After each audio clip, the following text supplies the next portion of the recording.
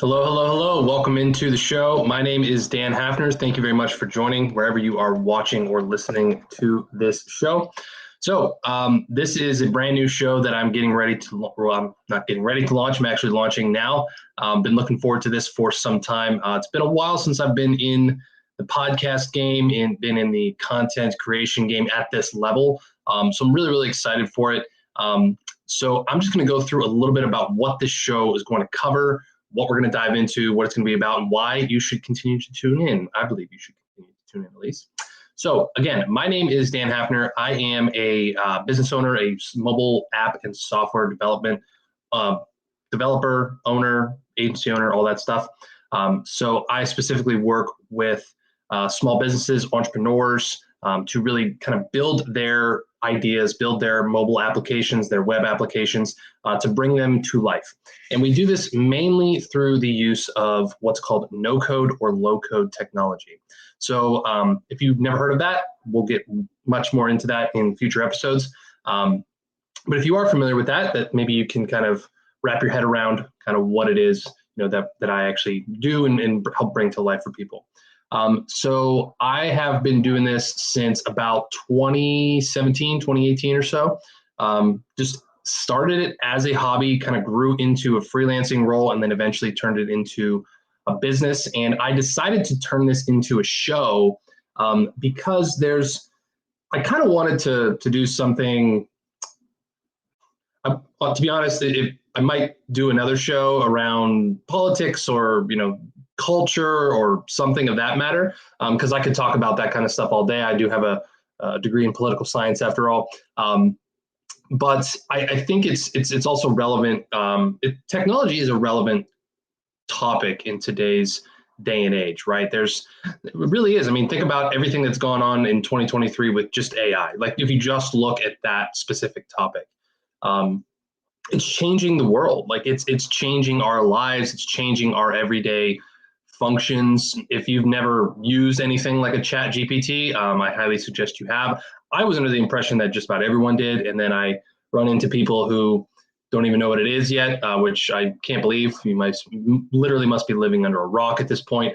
But it's truly amazing. Like it's truly incredible what all of this stuff is doing to the world. And it's interesting because we're in this age and this place of AI and of the technology space, call it, where there are some, look at like what Elon's doing with Twitter. Like there are some other considerations. There are more than just like, so as a developer, you think, how do I build this? How do I make this into something that's actually useful for somebody or monetize this, right? But there's also ethical considerations. There's political considerations. There's cultural considerations. There's a bunch of different things that can go into the topic of technology. Think about the gathering of data back when everyone found out that all of this data was being siphoned off, and it was like, hey, if the product's free, you're the product, right? It's something like a Facebook, like a Google, those types of things. So that's relevant. I mean, it's led to laws being passed, the GDPR compliance, all these different things. So it's worth thinking about. It's worth critically analyzing and considering and going through some relevant news stories and updates that are happening, because I feel like it is a very important thing in our world to stay up to date with, and that we all actually engage in a conversation, critical thought around, because it's going to it's not slowing down anytime soon, and it's going to continue to affect our lives, all of our lives, moving forward for many, many, many years to come, right, and including future generations. So overall, the purpose of this show is to have that conversation, is to talk about all these different things. There are quite a bit of a variety of topic things I'm going to plan on talking about, whether I have guests on here, whether we talk about AI, whether we talk about applications, whether we talk about, Internet of Things, we talk about ethical considerations, talk about case studies, entrepreneurship, business, all these different types of things. So that's really what I hope to accomplish in doing this show. So whether you are listening now on on any of your podcast apps. You can listen to this anywhere you get your podcasts as well. But we'll also be streaming this on Facebook, on YouTube, and hopefully, I think, on Twitter eventually. And we're also planning on having this as a Spotify video cast. I believe they do all kinds of video podcasts now, so that's a really exciting thing as well. So yeah, that is pretty much what all of this is going to be about. So with all that said, let's dive in to the first topic. So today, I just wanted to, again, kind of dive a little bit more into the state of where we are. You know, at the time I'm recording this, it's just about to start the fourth quarter of 2023. And it's been quite a year. It's been, as far as from a technological perspective, from a technology industry perspective, again, you can't really talk about 2023 without talking about AI, right? I think we all remember, if you're watching the show at least, you probably remember all of the wave that happened when ChatGPT took the world by storm. It was at the time, I think, probably the biggest story it was just absolutely talked about. It was more around the beginning of the year of 2023.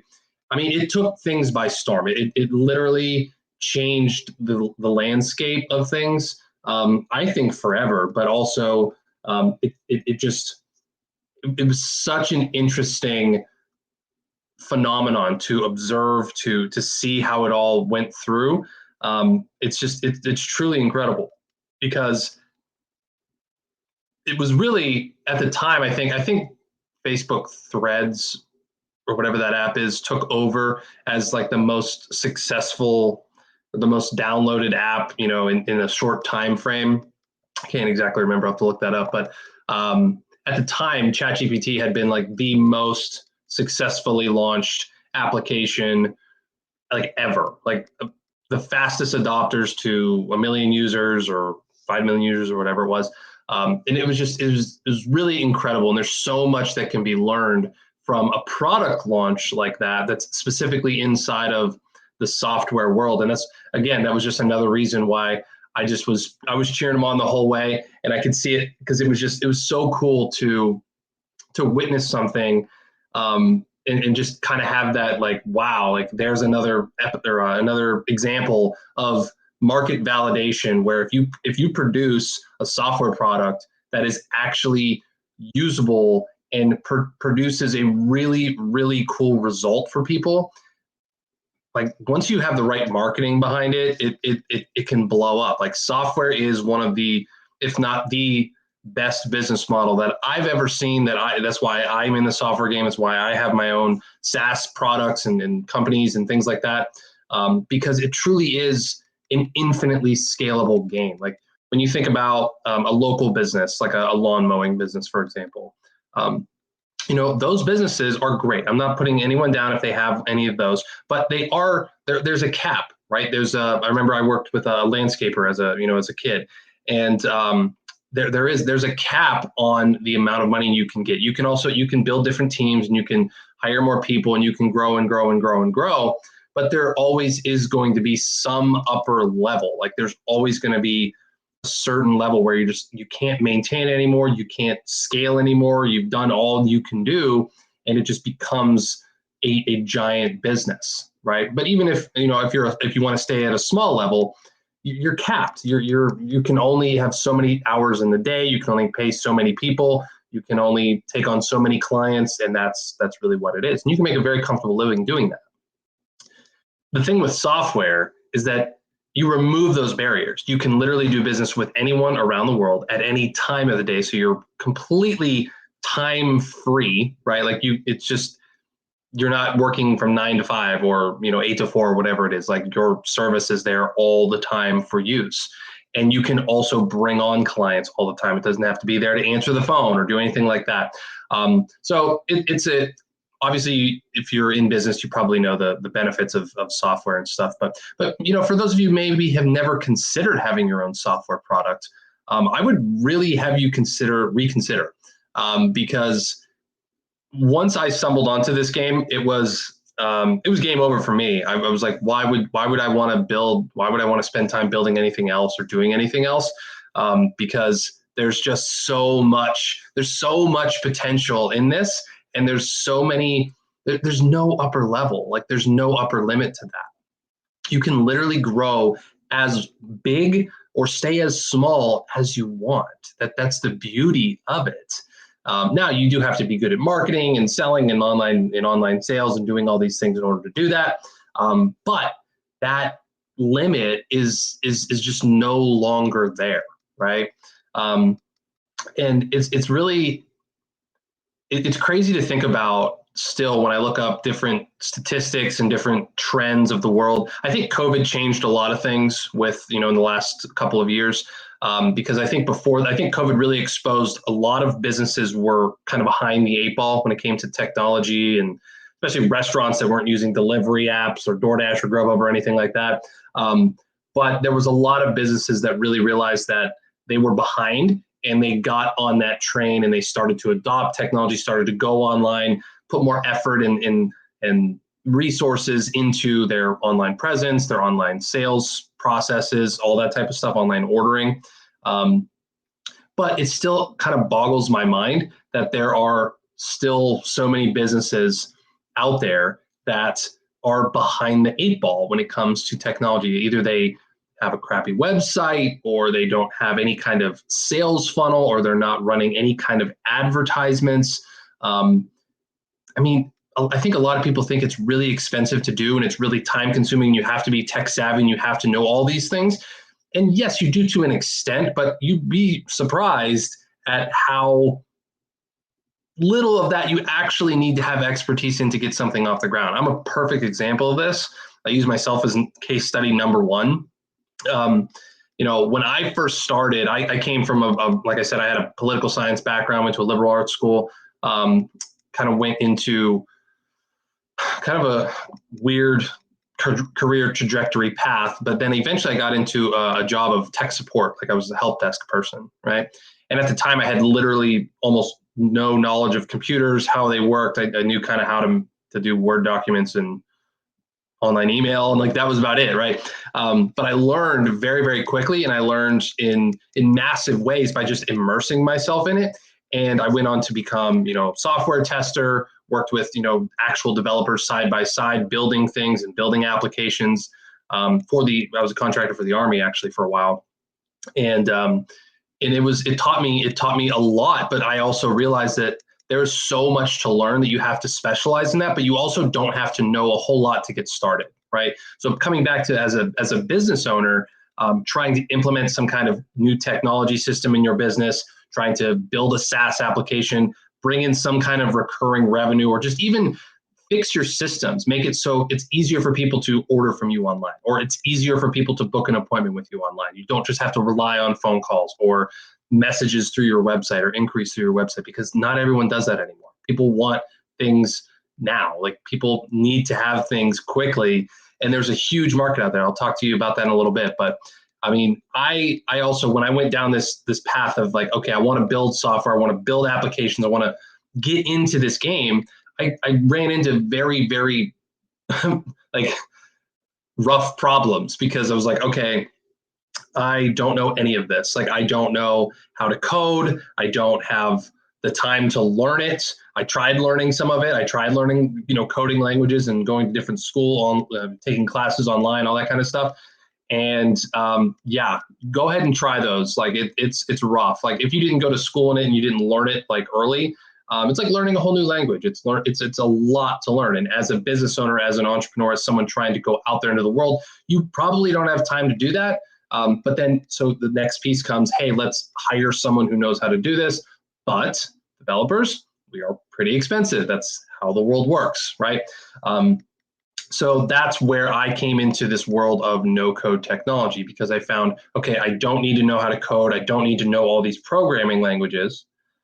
But on the other hand, I don't have to have tons of money to start.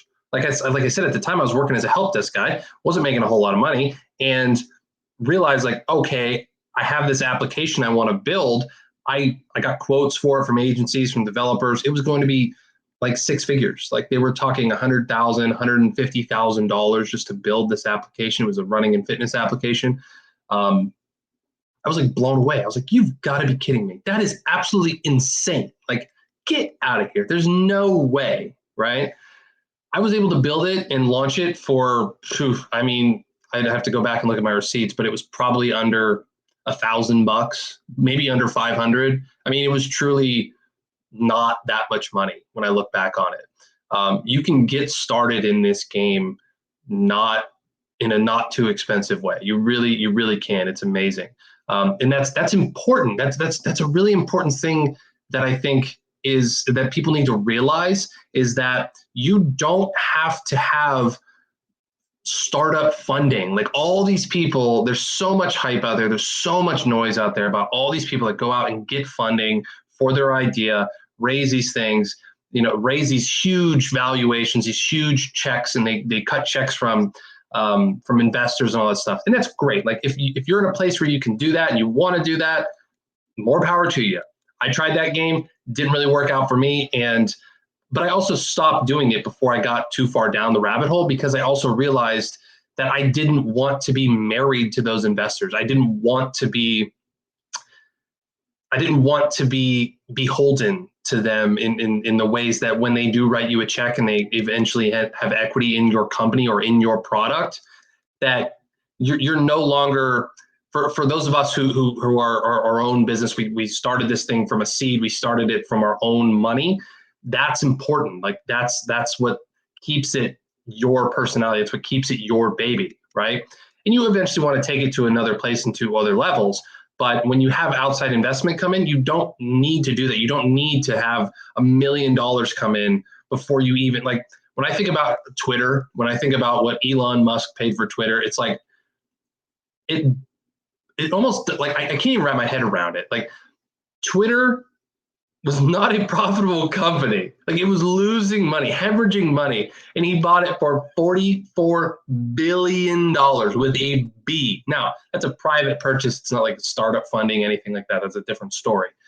But it really goes to show you the immense money and the immense influence, the immense leverage that comes with these platforms, that comes with having something that's infinitely scalable. I mean, look, they've already rebranded Twitter to be X now, and they're doing their own things, and that just comes with the perks of owning the company. Like, when you pay $44 billion for something, you should be able to rename it. You should be able to do what you want with it. I mean, that's such a, holy man, like, that is such a hefty check. It's like unbelievable. You should be able to do whatever the heck you want with that company when you spend that kind of money. But I digress. So, but it's relevant for all of us out there in the business world to realize that, like, you have to stay relevant with the technology trends, with the ongoing things, the next thing out there, because you'll become irrelevant. And ChatGPT is a perfect example of this. I mean, there's people I know, myself included, who,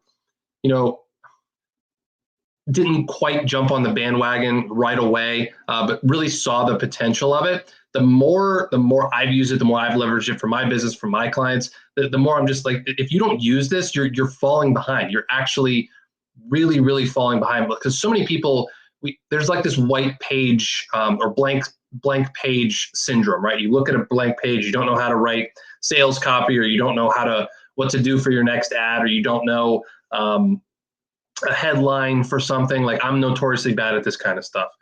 So ChatGPT is my best friend when it comes to that. Hey, it's input feeding. It's learning how to prompt the software to give it, it's like junk in, junk out, right? If you learn to actually prompt it to say, hey, I need this specific thing, you can get outputs that are really useful and really good. And then you can move fast. You can move faster, right? You don't have to sit there staring at a page thinking about, hey, what am I going to do for this? How am I going to make this work? Blah, blah, blah, right? Like, you have to learn to stay relevant, and you have to learn to use these things in order to stay relevant, because I promise you, your competition is probably already using this, if not thinking about it, or they've been using it for a long time and you're just now realizing it, right? I mean, do what you want. It's your business. But, I'm just saying, like, to stay relevant, learning technology, especially and I'm going to talk to you more about the no code type of stuff. jumping on into the world of technology and software and all this stuff, you got to stay relevant because you gotta keep making money. You gotta keep producing new things for people.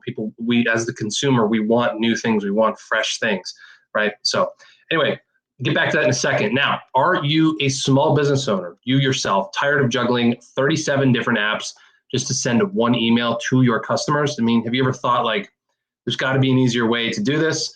Well, there just might be. Okay. What am I going to say? Okay. I'm introducing to you this product called Launchpad. Okay.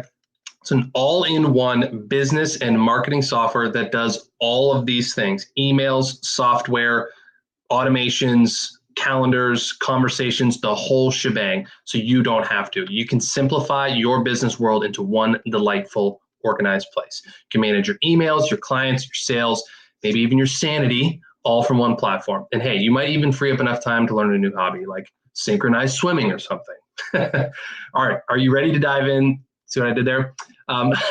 Visit www.launchpadproject.net and give your business the leap it deserves. Who knows? Maybe by the time we make Launchpad 2, it'll even brew your coffee for you too. Who knows? Just kidding. So go to www.launchpadproject.net and get started today. Okay, chapter number 2.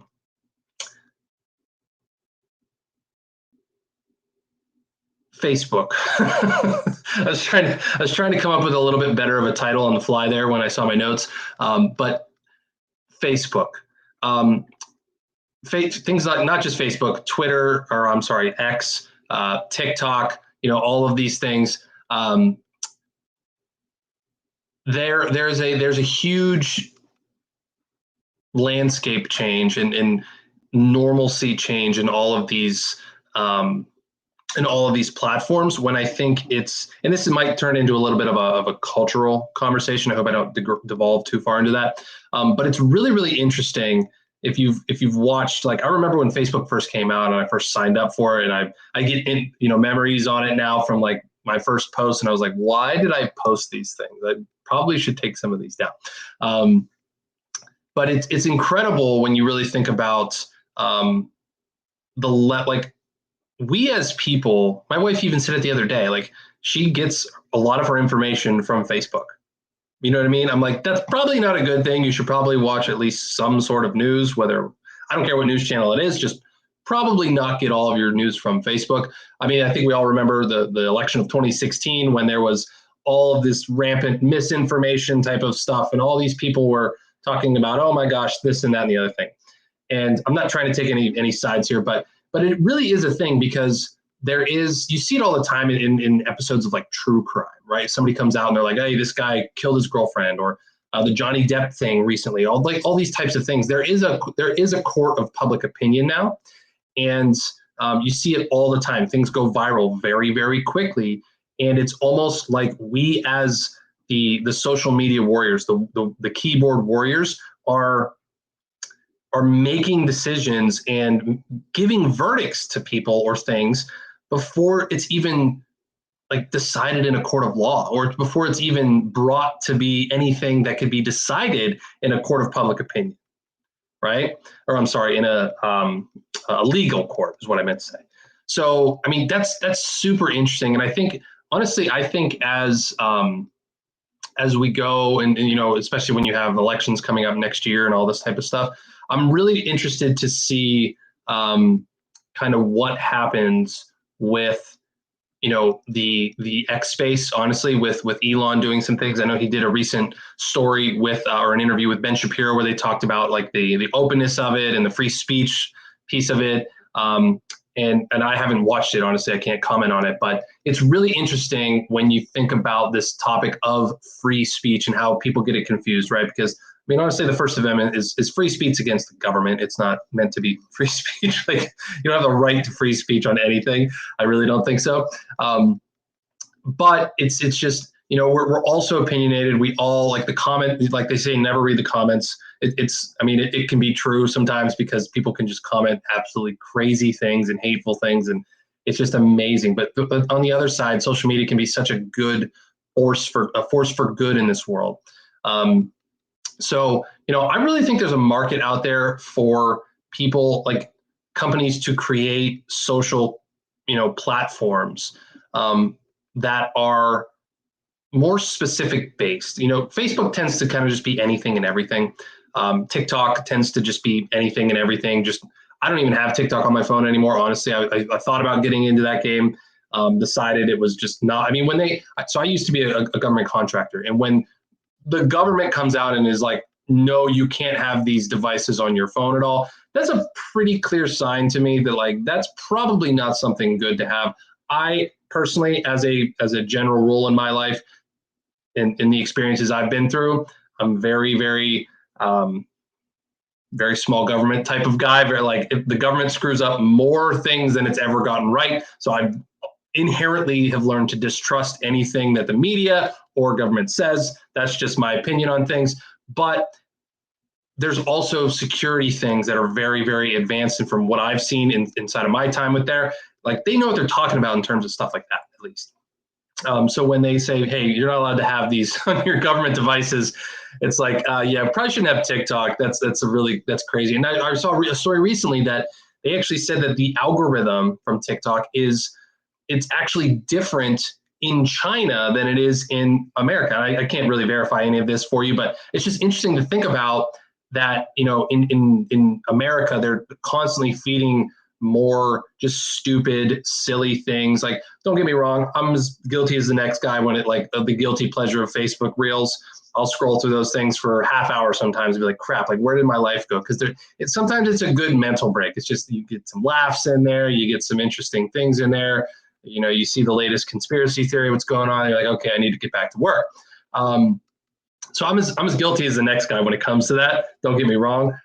But it's also, it's this story, they said that in China they block a lot of that stuff. Like, it's meant to be constructive things and educational things.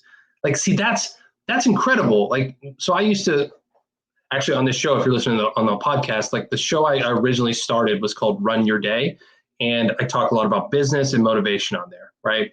And in a lot of things that I learned as I went through that process, and I'm relearning all the time, what you fill in your mind and what you put in your heart is eventually what comes out of your mouth, right?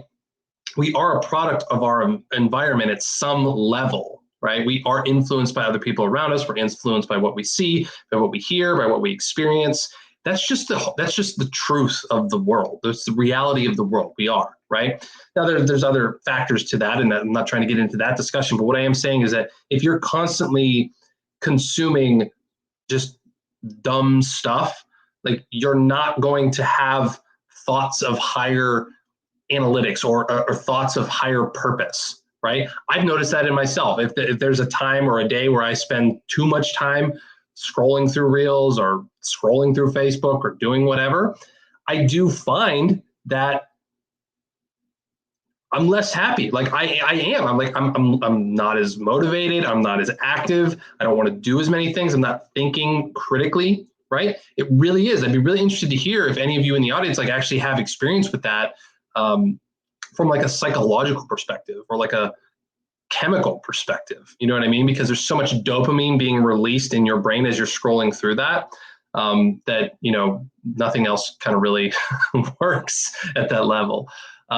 So, I mean, it's really interesting. And I wanted to talk about all this on this pilot episode too, because, I mean, I really think it's one of the biggest kind of topics of our time. Like, I think when I listened to another show where he talked about one of the biggest stories of his time, he says, in his opinion, was, all this information that came out about the government, working with Twitter back when it was Twitter to, suppress different things when it came to COVID and the election and different things like that. Because that is really a free speech violation. That's a very interesting ethical conversation that more people should be engaging in and thinking about critically, because regardless of what side you're on, regardless of what opinion you have on things, should you have the right to say it? Should you have the right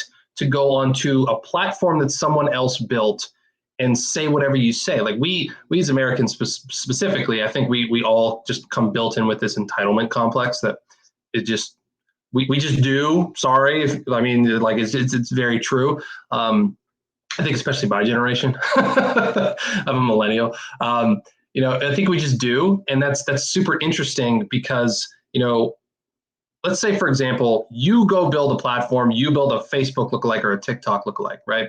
Great. So now I join it, and then I start expressing an opinion about something. I express opinion about Joe Biden or Donald Trump or whoever, right?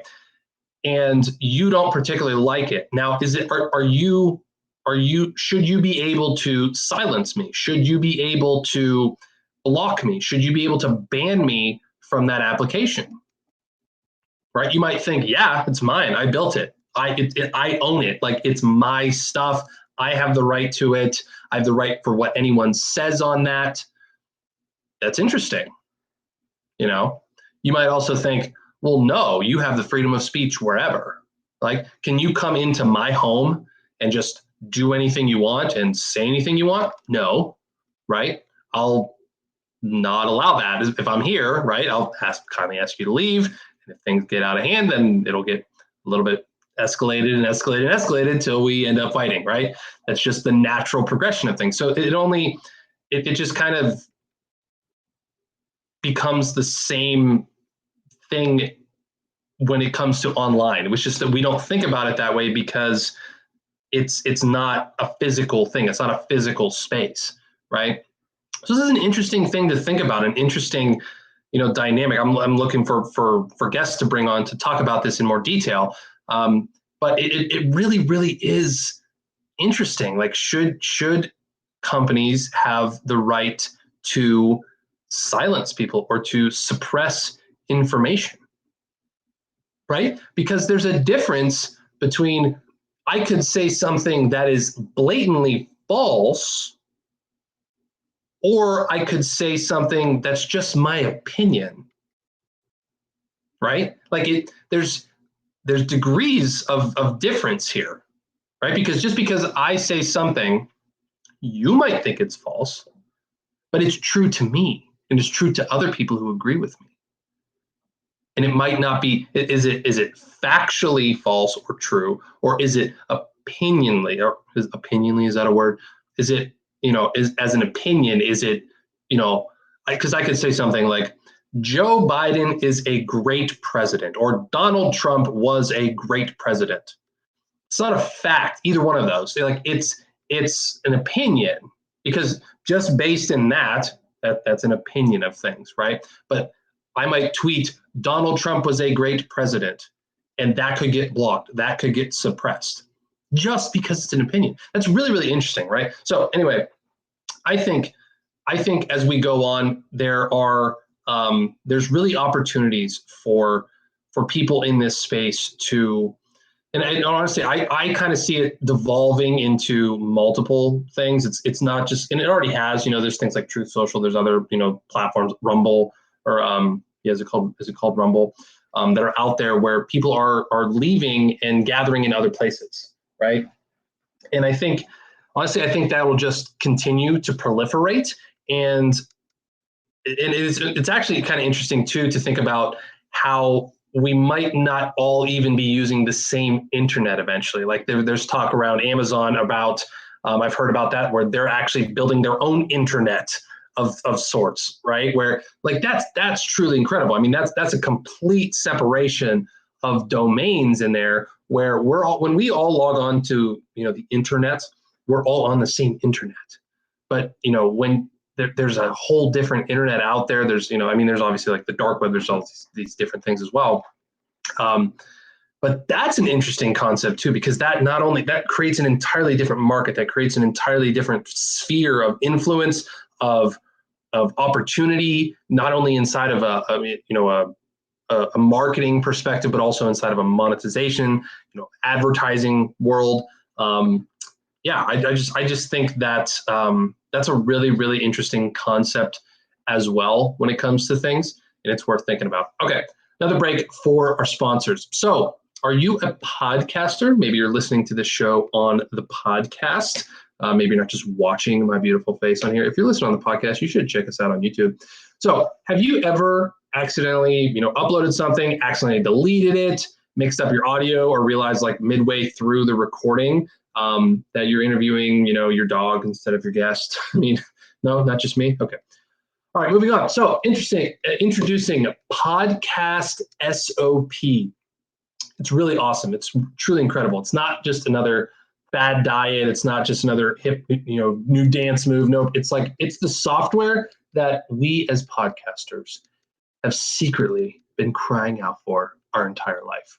It's a tool for podcasters like you and me who sometimes or frequently need a bit more order amongst the chaos. Now, with Podcast SOP, you can manage and produce all of your episodes without breaking the sweat, or at least minimizing the sweating just under your headphones. It streamlines the process, reduces those "oops, I did it again" moments, and may even save you from the occasional unplanned interview. So, you're wanting to take your podcasting from winging it to winning it? Visit podcastsop.com. And hey, if you do end up podcasting about dogs, at least now it'll be on purpose. I use this software. It's to produce this show, this podcast, everything that I do inside of here. It's truly awesome. So check it out, podcastsop.com. All right, next story and final chapter here as we wrap up the show today.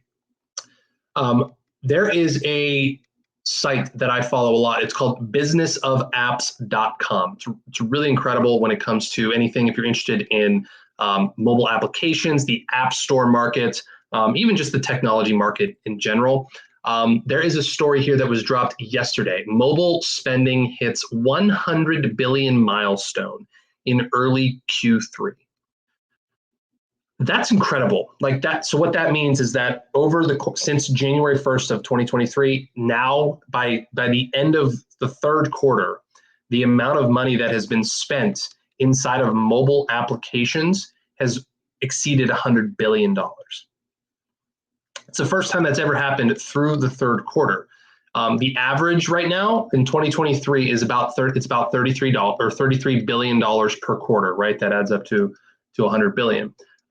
It's absolutely nuts. I mean, it was a little bit sluggish last year, but this is this is the first time it's reached $100 billion by the third quarter of the year. For context in that, it took until October to reach this milestone in both 21 and 2022, in December in 2020. So basically it's been hitting 100 million every single year, but it's also been hitting that later and later in the year. So spending is truly, truly up this year in 2023.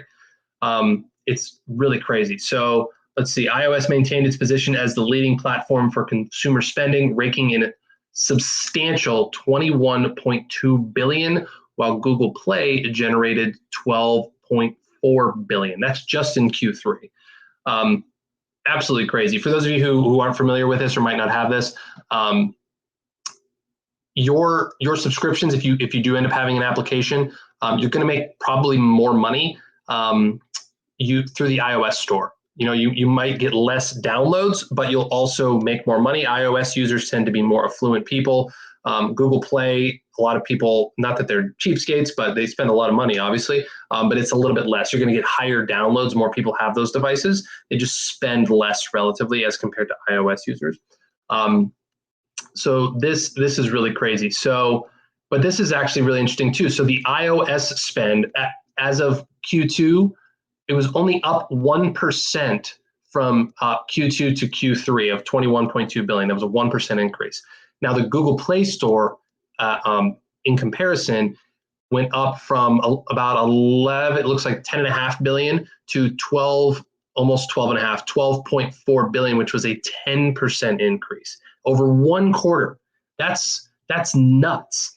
I mean, that's a 10% increase in one single quarter. I mean, geez, that's wild. So I've talked about this in other episodes, and we'll have a new thing coming here I'll tell you more about. But the opportunity, I mean, I said that to just kind of highlight the opportunity for any of you who are still here listening. It's a wild market. It's a crazy big market out there. I mean, look at the lion's share of this. It's such an incredible opportunity to monetize. That's why I love it. It's why it's just one of the most exciting industries that you could possibly be in. It really, really is. What else was I going to say about that? Yeah, here it is. So the Threads app, again, it's dominating. So yeah, here we go. Threads made an astonishing debut in early July by achieving a staggering 150 million downloads in its first week. 150 million downloads in its first week. Think about that, people. This achievement sets a new record as Threads reached this milestone 5.5 times faster than any other app in history. 5 times faster. That's wild. I mean, just earlier this year, ChatGPT had broken that record. I think TikTok had taken it from Facebook, I believe. They held it for a while, and then ChatGPT came along and broke that record, and now Threads with it, like it's crazy. I mean, these things are happening so fast. It's absolutely wild. Threads, TikTok, yeah. In the U.S., accounts for 30% of global Q3 consumer spending. I mean, that's absolutely wild. Absolutely wild. So, I mean, when you look at the top apps in the App Store, it's social networks. So if you're out there thinking about having a social network app, now's the time to do it. Okay. Here's actually another story I wanted to talk about there. We'll leave that where it is. We can talk about that a little bit later. So this is incredible. So 65, again, this is from Business of Apps, 65% of companies increased their mobile ad budgets over the last quarter, or over the last year, I'm sorry. That's crazy. So 65% of companies are increasing their mobile ad budgets. It's on a steady rise. So this is a lot of this data is from the UK, actually. UK-based firms increased their mobile performance ad budgets by almost 26% of the global average. Notably, performance marketing claimed a lion's share at 45.7% in 2023, surpassing brand marketing at 41.4%. This shift underscores the widely recognized importance of performance marketing in driving sales and profits. So what is this saying? Companies are realizing the shift that's happening, and they're moving away from traditional marketing methods, moving into mobile marketing and advertising channels. That's important. I mean, that's a lot. That's a big shift. I mean, we've all kind of known, obviously, that there's been more traffic towards a mobile friendly experience rather than a laptop-based experience. But this truly underscores it. I mean, you got to go where the people are. You got to go where for example, I have Facebook up on mine, right? I have it up there on my laptop and my desktop, but I also use it more on my phone. It's just there's more optimization there. There's more opportunity there. So that's exciting to see. That's exciting to see. Interestingly, a significant 58.2% of marketers believe that performance marketing is more effective for driving revenue growth compared to traditional brand marketing methods. Furthermore, 55.5% of marketers consider performance marketing as the key to achieving profitability, especially in uncertain economic times. This sentiment is even more prevalent in the UK, where an impressive 68.6% of them believe it. So what is that saying? So marketers out there, agencies out there who are tasked with growing company revenue, growing company reach and impressions. This performance marketing stuff is where they're seeing the traditional. It's the ROS, the ROAS they call it, the return on ad spend. This is where this is working. So, what is the top criteria? Machine learning and AI. We come back to this time and time again, right? The top criteria for choosing a mobile app performance marketing solution is advanced machine learning. Across the globe, marketers are finding that advanced machine learning / AI technology takes precedence with a substantial 37% of them selecting it as the paramount factor from a list of 10 possible considerations. Closely behind were factors such as global reach, preference, high quality user acquisition at 18.1%. So people are using machine learning. People are using AI. Like that's what the stats tell you right there. 37%. You know, they're using that. They're focusing on that. They're doubling down on that product that has been created right there. I mean, that tells you a lot. I mean, if you're not really taking advantage of that, again, I don't want to say you're falling behind, but hey, you know, do what you want. Do what you want. So, yeah, performance marketing claims 45.7% of the mobile ads budget, exceeding brand marketing at 41.4%. It's crazy. So, all right. So, as the last and final piece of this, I just want to talk a little bit more about, let's go back kind of to the social platform stuff. I hope those stats kind of helped. I hope they weren't just kind of thrown in there because it felt like they were kind of thrown in there a little bit. But those were two stories that I wanted to highlight for this week because I mean those are crazy. $100 billion in a year. I mean it is, so it'll probably hit 133, 135, 140 billion by the end of the year. And this is Q4. So if you don't have any kind of, Black Friday mobile advertising thing in place, now's the time to think about that. Or, if you want to kind of implement some kind of online ordering system or anything like that, now's the time to be doing that. It's starting to be Q4 here. I mean, this is the time to get on top of this and start taking advantage of this. Okay, so yes, so the interesting piece about where we're going inside of technology, inside of this world of constantly changing ways that people do business, they advertise, they purchase things online. I mean, think about how many subscriptions do you have that are done through your app store, through your Google Play, right? You probably don't have a ton, maybe you do, but you probably have several, and you probably forget about them sometimes. They recharge you after like a year or something like that, which is fun. But it's a truly, we want things fast, we want things easy, we want things to be, as a consumer, I'm saying, to be accessible to us. And, software and applications are what allows that channel to be fulfilled, right? So if you're out there and you're thinking, okay, how do I take advantage of this in my business? Okay, so I truly want to sell more online, or I want to, move my advertising from local advertising or Google ads to more of like, how do I advertise in an app? How do I advertise in something like that where these eyeballs actually are? It's a very good question. So there's a lot of different ways out there. Obviously, Facebook ads are right there. TikTok ads. There's probably Threads ads now. I'm not even on that app yet. I haven't even gone on there to see how all that works. But there are so many. I probably won't promote one or anything on here. Maybe eventually, but there's a lot of different companies out there that can help you with this, that can walk you through this. We can put together a list for you. But there's a lot of them out there who will walk you through how to actually get this strategy out there, put it out there into the world, and be able to, think about, okay, where would your target audience be? What types of apps would they be using? Would they be in Facebook? Would they be in TikTok? Would they be in something like Snapchat, possibly? Snapchat still, like, that's such an incredible story. I might actually do a case study episode on Snapchat.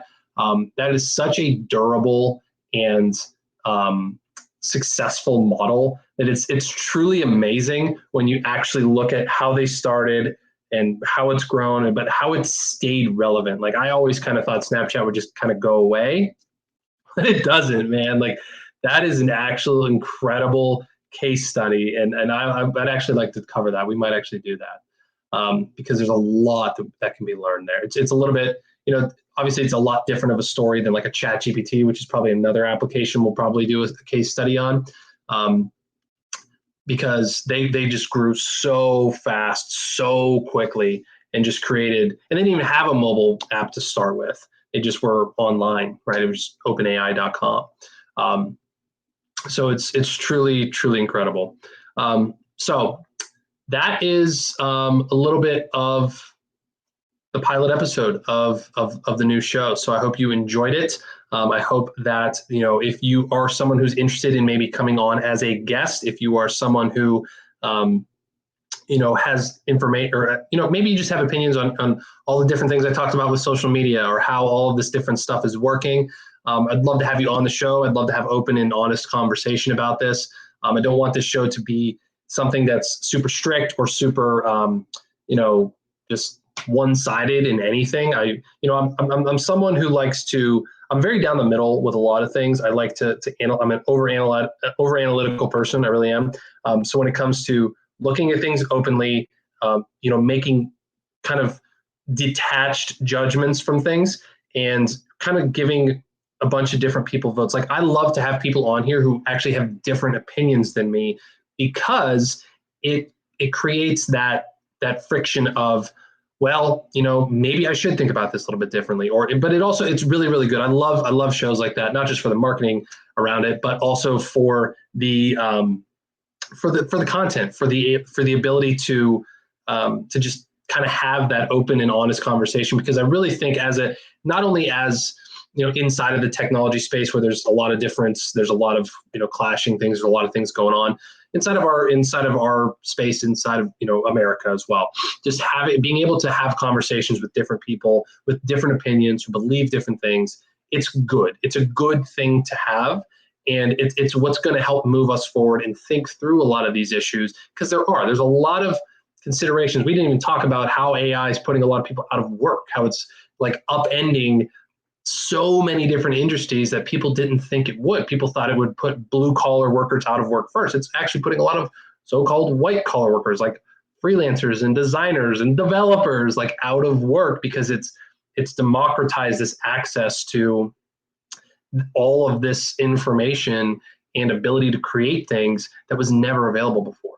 So that's a really interesting consideration to have. Like, should we allow these things to put people out of business? Is it really going to do that? Is it still the human touch that's needed in certain types of things? Is it ethical to do this? Should you be, are the people who are actually building these things, should they be, are they working themselves out of a job? Should they be compensated correctly? Should they be sanctioned in some ways? Like, it's interesting conversations to have. And that's kind of the goal of what I want to bring here, is to not be afraid to ask these questions. They might be stupid questions. They might not be stupid questions. They might lead to stupid answers. They might lead to really good, interesting answers that we can put out there into the world and get people to think about, because it really is. I think that, when it comes to information, when it comes to technology, even the powers that be, right, are realizing that the levers are there to be able to pull and manipulate and do things with it. And we as consumers need to be able to differentiate between good news and bad news, between good products and bad products, to be able to have the free market ability to choose what we prefer and what we want to consume, what we want to have. Okay. So if you're interested in joining the show or coming on as a guest, I would love to have you on. You can always email or click the link below in the show notes here, and we'll get you all taken care of there. So that is a wrap of this show. Really appreciate you joining. Thank you very much. Hope to see you on the next one. I'll see you there.